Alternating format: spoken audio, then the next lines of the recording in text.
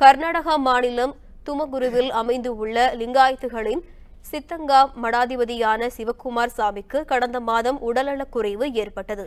இதையடுத்து அவருக்கு சென்னையில் உள்ள தனியார் மருத்துவமனையில் பித்தப்பையில் அறுவை சிகிச்சை நடைபெற்று அதன் பிறகு மடத்துக்கு திரும்பினார். இருப்பினும் உடல்நிலை தேராமல் படுத்த படுக்கையாக இருந்த சிவக்குமார் சாமி இன்று காலை தனது 110வது வயதில் மரணமடைந்தார். இதையடுத்து சித்தகங்கா மடத்துக்கு கர்நாடகா முதலமைச்சர் குமாரசாமி, முன்னாள் முதலமைச்சர் எடியூரப்பா உள்ளிட்டோர் சென்று உடலுக்கு அஞ்சலி செலுத்தினர். அதனையடுத்து இருவரும் சந்தித்து சிறிது நேரம் பேசினர். பின்னர் செய்தியாளரை சந்தித்த முதலமைச்சர் குமாரசாமி, சிவக்குமாரசாமியின் இறுதிச் சடங்கு நாளை மாலை 4:30 மணிக்கு நடைபெறும் என்றார். இதனிடையே சிவக்குமாரசாமியின் மரணத்திற்கு குடியரசுத் தலைவர் ராம்நாத் கோவிந்த் இரங்கல் தெரிவித்துள்ளார்.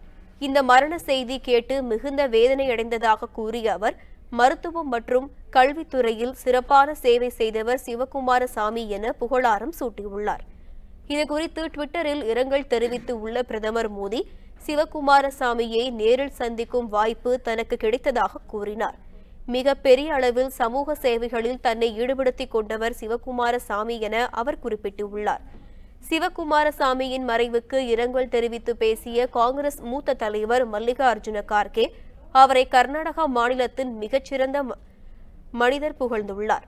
அவருக்கு மத்திய அரசு பாரத ரத்னா விருது வழங்க கௌரவிக்க வேண்டும் எனவும் அவர் வலியுறுத்தியுள்ளார்.